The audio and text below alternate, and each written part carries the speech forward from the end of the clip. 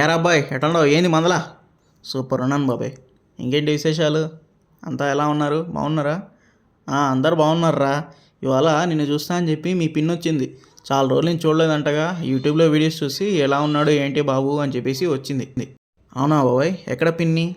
ఇదిగోరా వస్తున్నా. మీ బాబాయ్ బండి ఎక్కడో పెట్టొచ్చాడు, అక్కడి నుంచి నడుచుకొని రావాలిగా. నాకేమో ముఖాలు నొప్పులు అయిపోయా. ఓకే పిన్ని, ఎలా ఉన్నారు, ఏంటి సంగతులు? ఏదో ఆ దేవుడి దయ వల్ల ఇలా ఉన్నాను రా అబ్బాయి. నువ్వైతే ఆ యూట్యూబ్లో వీడియోస్ చాలా బాగా చేస్తున్నావురా. నేను ఈరోజు ఎందుకు వచ్చానంటే మీ బాబాయ్ నన్ను డాబాకి తీసుకెళ్ళాడు రా.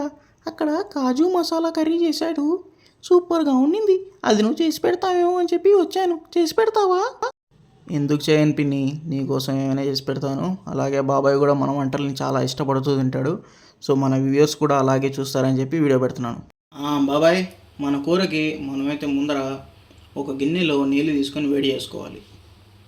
నీళ్ళు వేడెక్కుతున్నాయి బాబాయ్. ఈ టైంలో మనమైతే ఇందులోనే ఒక 1/4 కిలో ఉల్లిపాయలు, ఒక 100 నుంచి 150 గ్రాముల కాజు వేసుకొని ఉడికించుకోవాలి.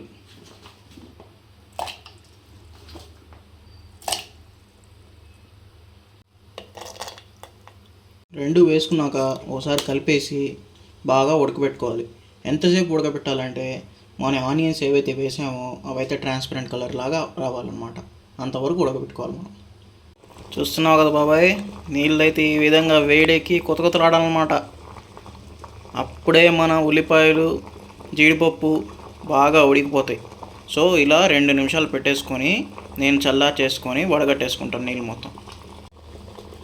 చూస్తున్నావు కదా బాబాయ్, ఉల్లిపాయలు అయితే ఈ రంగులో రావాలన్నమాట. చూసావా? ఇలా ఉన్నప్పుడు స్టవ్ ఆపేసుకొని చేసుకొని వడగట్టేసుకొని పేస్ట్ చేసేసుకోవాలి మనం. చూస్తున్నావు కదా బాబాయ్, ఈ విధంగా నీళ్ళని వడగట్టేసుకొని చేసుకున్న తర్వాత మిక్సీ పట్టుకోవాలి. మిక్సీ పట్టుకునేటప్పుడు నీళ్ళు ఎక్కువ వేయకూడదు బాబాయ్, తక్కువ వేయాలి. ఒక 100 ml నుంచి 150 ml వేస్తే సరిపోతుంది.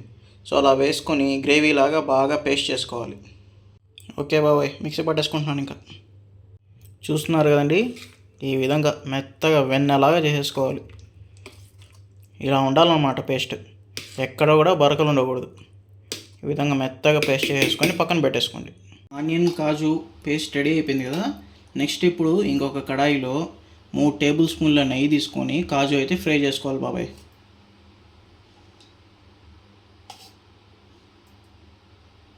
నెయ్యి కరిగిన తర్వాత 100 to 150 గ్రామ్స్ వరకు ఫుల్ సైజ్ జీడిపప్పు అయితే వేసుకోవాలండి. ఇందాక మనం పేస్ట్ చేసుకున్న దానికైతే తుక్కడా అని వస్తుందండి. తుక్కడా అంటే తెలుసు కదా, ముక్కలు జీడిపప్పు అయినా బాగుంటుంది దానికి. కానీ దీనికి మాత్రం ఫుల్ సైజులో ఉండే జీడిపప్పు తీసుకుంటేనే బాగుంటుంది. పంట కింద నలుగుతూ చాలా క్రిస్పీగా బాగా ఉంటుంది అనమాట. కానీ ఇదైతే ఎప్పుడు కూడా స్లో ఫ్లేమ్ మీద మాత్రమే ఫ్రై చేసుకోవాలి. ఇది హై ఫ్లేమ్ మీద చేసామంటే పైన ఏమో బ్రౌన్ కలర్లో కానీ బ్లాక్ కలర్లో కానీ వచ్చేసి లోపల మటుకు పచ్చిగా ఉంటుంది. ఇలా మెల్లగా రోస్ట్ చేసుకోవడం వల్ల ఏంటంటే లోపల వరకు బాగా ఫ్రై క్రిస్పీగా ఉంటుంది. ఒరే అబ్బాయి, చెప్పబాయ్. ఏం లేదురా, ఆ నెయ్యిలో జీడిపప్పు వేయిస్తూ ఉంటే ఆ వాసనకి నోరు ఊరిపోతుంది. 2 తీసుకొని తిను బాబాయ్, నీకు ఎవడో చెప్పాడు. కానీ అలా అని చెప్పి మొత్తం తినేకు, 1-2 తీసుకో అంతే. సర్లేరా. చూస్తున్నారు కదండి, మన కాజు మొత్తం మంచి గోల్డెన్ బ్రౌన్ కలర్ వచ్చేసింది. ఈ టైంలో మనం తీసి పక్కన పెట్టేసుకోవాలి కాజు మొత్తానికి. ఎక్కువసేపు వేయించకండి. నల్లగా కానీ బ్రౌన్గా కానీ వచ్చేసిందంటే టేస్ట్ బాగుండదు, చేదెక్కిపోతుంది. ఇలా ఫ్రై చేసుకున్న కాజుని తీసి పక్కన పెట్టేసుకోండి. ఇప్పుడు సేమ్ కడాయిలో కొంచెం ఘీ మిగిలింది కదండి, దాంట్లోనే ఒక 2 టేబుల్ స్పూన్లు నూనె వేసుకొని కొంచెం వేడెక్కిన తర్వాత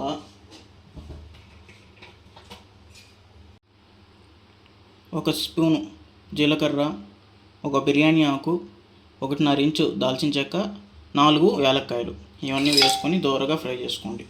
దీనివల్ల మనకైతే మంచి సువాసన బయటకు వస్తుంది.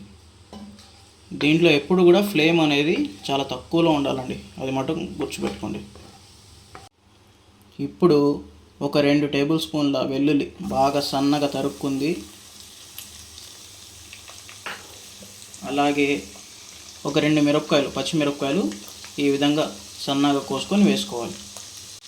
ఆహా, ఆ నెయ్యిలో వెల్లుల్లి వేయంగానే వస్తుందండి సువాసన, గుమ్మగుమ్మలు అడిపోతుంది అంతే.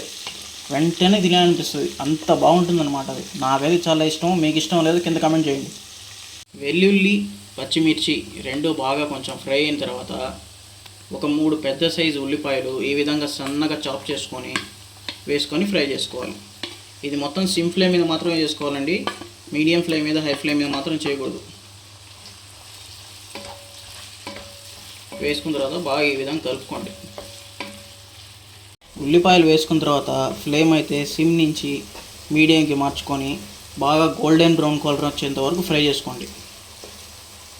ఒరే అబ్బాయి, ఏమైపోయిందా? వాసన అయితే గుమగుమలాడిస్తుందిరా. లేదు బాబాయ్, ఇంకా అవ్వలేదు, మధ్యలోనే ఉంది, కాసేపు బాగా వెయిట్ చేయి. ఏమోరా, ఆ వాసన చూస్తుంటే నాకైతే ఆగబుద్ధి కావట్లేదు. ఇంకో 2 జీడిపప్పులు ఉంటాయి, అక్కడ ఉన్నాయి, తీసుకెళ్ళి బాబాయ్. సర్లే, ఇప్పటికైతే 2 జీడిపప్పులతో సరిపెట్టుకుంటున్నా, మళ్ళీ వచ్చేసరికి మొత్తం కూర రెడీ అయిపోయి ఉండాలి. రోయ్ ఆగు బాబాయ్, ఇది ఏమన్నా డాబానా లేదా రెస్టారెంటా? నువ్వు చెప్పంగానే అయిపోవడానికి. కాసేపు ఆగు, అవుతుంది, నేను పిలుస్తాగా. సరే తొందరగా కానీ. మన ఆనియన్స్ అయితే మంచి గోల్డెన్ బ్రౌన్ కలర్ వచ్చేసాయండి. ఇప్పుడు ఇందులో 1 టేబుల్ స్పూన్ అల్లం వెల్లుల్లి పేస్ట్ ఫ్రెష్గా రుబ్బుకుంది వేసుకుంటే చాలా బెటర్. అల్లం వెల్లుల్లి పేస్ట్ వేసుకున్న తర్వాత బాగా వేయించుకోవాలండి. ఎక్కువ కూడా వేయించకూడదు. అల్లం వెల్లుల్లి పేస్ట్ ఎక్కువ వేయించామంటే చేదెక్కేస్తుంది, తక్కువ వేయించామంటే పచ్చి వాసన వస్తుంది. సో కరెక్ట్గా వేయించుకోవాలి. అల్లం వెల్లుల్లి పేస్ట్ ఫ్రై అయిపోయింది బాగా. నెక్స్ట్ ఇందులో 1 స్పూన్ కారం, చిటికెడు పసుపు,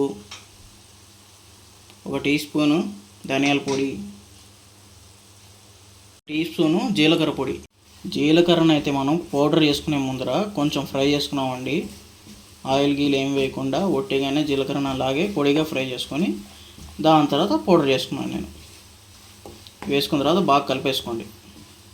ఈ పొడి మసాలాలు వేసుకున్న తర్వాత అడుగు అంటుతుందండి కొంచెం.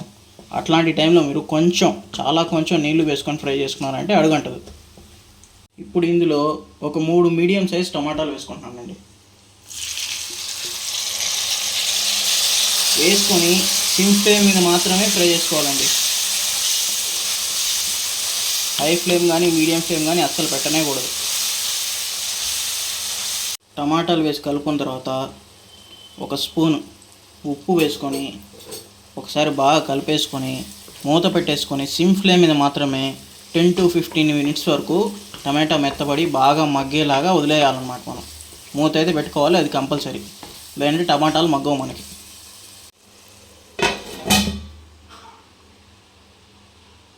పది నిమిషాలు అయిపోయిందండి. మన టమాటాలు అయితే బాగా మగ్గిపోయాయి.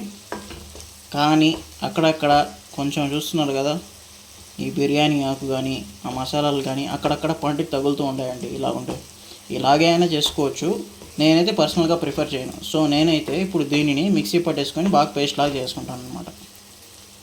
చూస్తున్నారు కదండి, మిక్సీలో వేసి బాగా ఫైన్ పేస్ట్ చేసేసాను నేనైతే.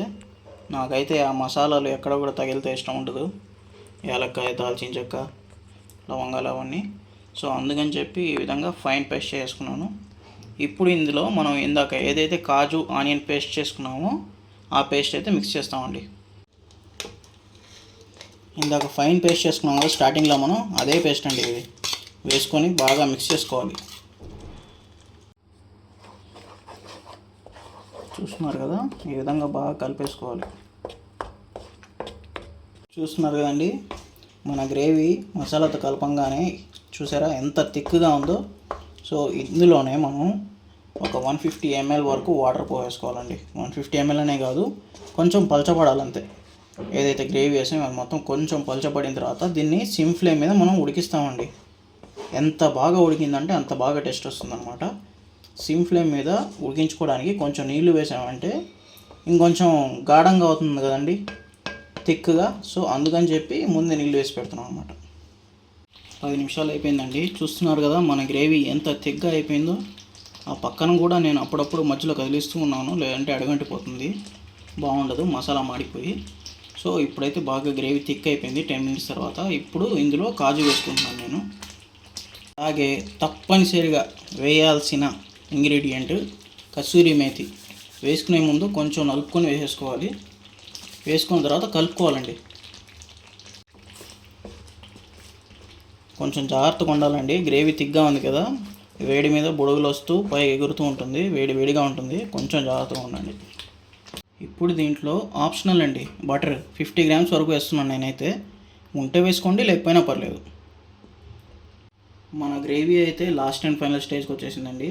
ఇప్పుడు దించే ఒక 2 మినిట్స్ ముందు ఇందులో ఒక 2 టేబుల్ స్పూన్స్ వరకు ఫ్రెష్ క్రీమ్ వేసుకోవాలి. ఇది ఆప్షనల్ అండి, ఉంటే వేసుకోండి, లేకపోయినా పర్లేదు, కానీ వేసుకుంటే మంచి క్రీమీ టెక్స్చర్ బాగా వస్తుంది.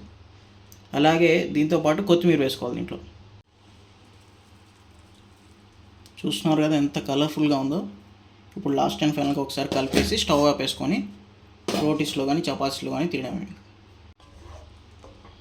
అంతేనండి, మన కాజు మసాలా లేదా కాజు కర్రీ ఏదైనానండి, ఢాబా స్టైల్లో అయితే, రెస్టారెంట్ స్టైల్లో అయితే రెడీ అయిపోయింది.